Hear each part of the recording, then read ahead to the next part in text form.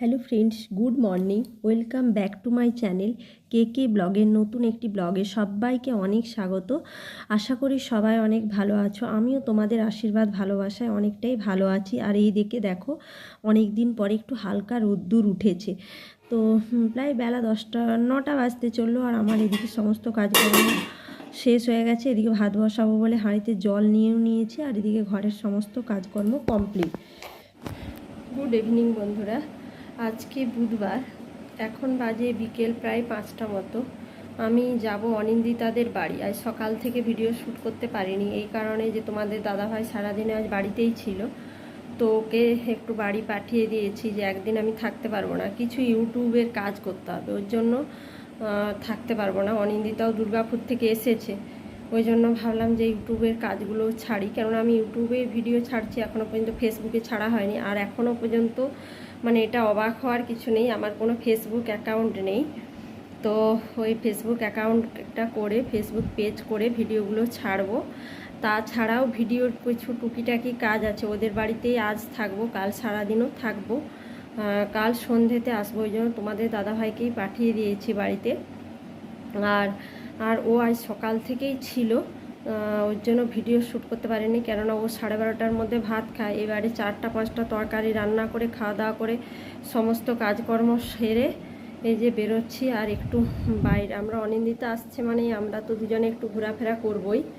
তো চলো তোমাদেরকেও সঙ্গে নিয়ে যাই। বিকেল থেকে ব্লগটা শুরু করলাম। আর এদিকে দেখো, বিছানাপত্র সব পরিষ্কার করে নিয়েছি তোমাদের দাদাভাই চলে যাওয়ার পরে। এরপর বেরোবো, বেরিয়ে কথা হচ্ছে। আর এদিকে বলতে বলতে আমি আর অনিন্দিতা দেখো টোটোতে উঠে গেছি। আর অনিন্দিতার সঙ্গে কী যেন একটা বকবক করছি। আর হ্যাঁ বন্ধুরা, আজকে এই যে তোমরা সোনা দোকানের ভিডিও দেখছো, তো হ্যাঁ, একটা কিছু তো কিনতে এসেছি। কি কিনছি আর কেনই বা কিনছি সব তোমরা ভিডিওর মাধ্যমে বুঝতে পারবে। আর এখানে ডায়মন্ডের রিং দেখছিলাম।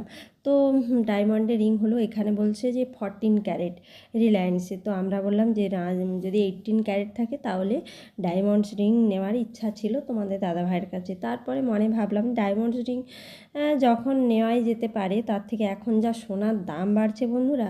আর এদিকে দেখো বন্ধুরা, আমি মোমো দোকানে চলে আসছি। আর এইদিকে ওই সোনা দোকানে পছন্দ নেই বলে আরেকটা সোনা দোকানে ঢুকেছি একটা নেওয়ার জন্য।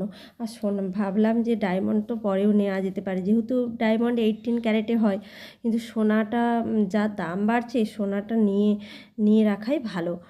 তো ওই জন্য সোনা দেখছিলাম। আর কি কিনেছি, হ্যাঁ, আমার গরিব বর বন্ধুরা যেটুকু গিফট করতে পারছি এটাই যথেষ্ট।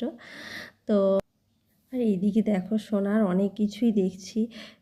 জিনিসের প্রচুর, মানে সোনা তো সোনাই বন্ধুরা, মানে এত দাম বেড়ে গেছে। মানে 10 গ্রামের দাম প্রায় 80,000 81,000 পড়ে যাচ্ছে, মজুরির জিএসটি নিয়ে।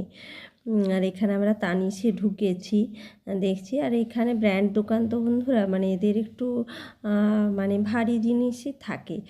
তো এই তানিশ কিংবা রিলায়েন্স, এই দুটোর মধ্যে যে কোনো একটা জায়গা থেকেই নিব।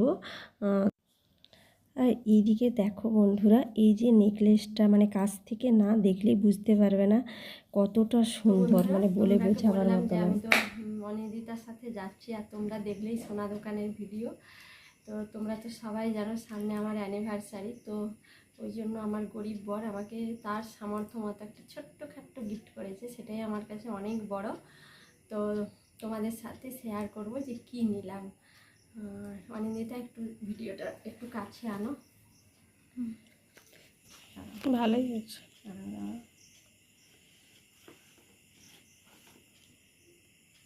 তো এই দেখো, এটা করো, এই ক্যামেরাটা ফোকাস করো। তো এই দেখো বন্ধুরা, এই রিংটা আমাকে আমার বর গিফট করেছে। তো ওয়েট আর দাম প্রাইস জানতে চাইলে প্লিজ একটু কমেন্ট করবে। এইটা রিলায়েন্স থেকে নিয়েছি,